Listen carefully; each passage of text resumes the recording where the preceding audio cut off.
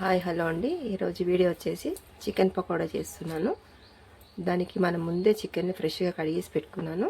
దీంట్లో కావాల్సిన ఐటమ్స్ అన్నీ నేను ఒక్కొక్కటిగా వేస్తాను. ఇప్పుడు ముందుగా పసుపు వేసుకుంటున్నానండి, కొద్దిగా ధనియాల పొడి,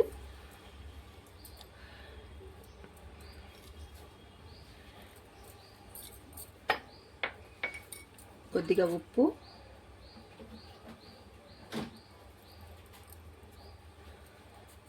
కొద్దిగా కారం,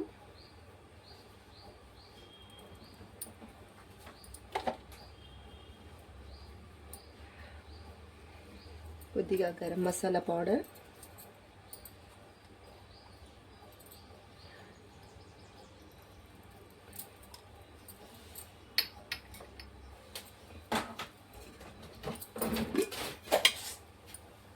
కొద్దిగా కస్తూరి మెంతి కూడా యాడ్ చేశానండి. కొద్దిగా ఫుడ్ కలర్ యాడ్ చేస్తున్నాను. కొద్దిగా ఒక పించు యాడ్ చేస్తున్నానండి. దీంట్లోకి ఇప్పుడు ఎగ్ యాడ్ చేసుకుందాము.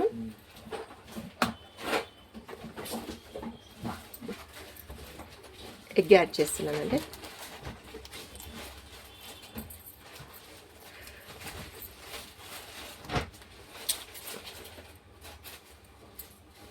ఒకటి సరిపోతుంది. ఒకసారి కలిపేసుకుందాం. ఇప్పుడు దీంట్లోకి కార్న్ ఫ్లోర్ యాడ్ చేసుకుందామండి. ఒక 2 స్పూన్స్.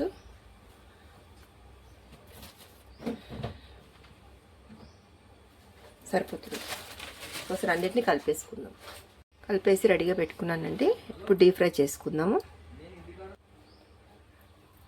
కడాయి పెట్టుకున్నానండి, ఆయిల్ పోసుకుంటాను. దానికి కావాల్సినవి పచ్చిమిర్చి, కొద్దిగా జీడిపప్పు, కొద్దిగా కరివేపాకు, ఈ 3 ఒకసారి వేయించేసుకుందామండి చికెన్తో పాటు. ఆయిల్ హీట్ ఎక్కిందంటే ఒక్కొక్కటిగా వేసేస్తున్నాను. అన్నీ ఒకసారి ఫ్రై చేసేసుకుందాం. ఒక్కొక్కటిగా వేసుకుందాము. కొంచెం రెడ్ అవుతూనే బాగుంటుంది. అన్నీ ఒకసారి ఇలా వేసేసుకొని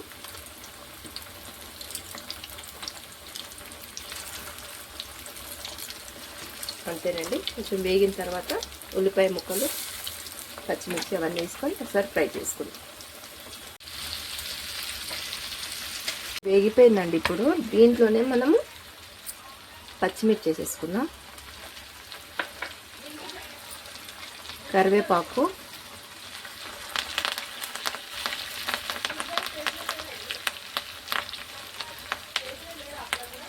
జీడిపప్పు వేసి ఒకసారి కలిపేసుకున్నాను. దాంతోపాటు ఇది కూడా వేగిపోతుంది. చూసారా, కలర్ఫుల్గా కనబడుతుంది చికెన్ పకోడా.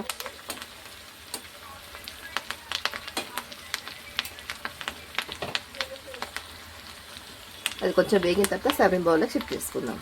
వేగిపోయాయండి. ఇప్పుడు మనం ఇవి తీసేసుకుందాము. జీడిపప్పు, పచ్చిమిర్చి కూడా వేగిపోయింది. చూడండి, పచ్చిమిర్చి కూడా వేగిపోయింది. ఒకసారి అన్నీ తీసేసుకుందాం.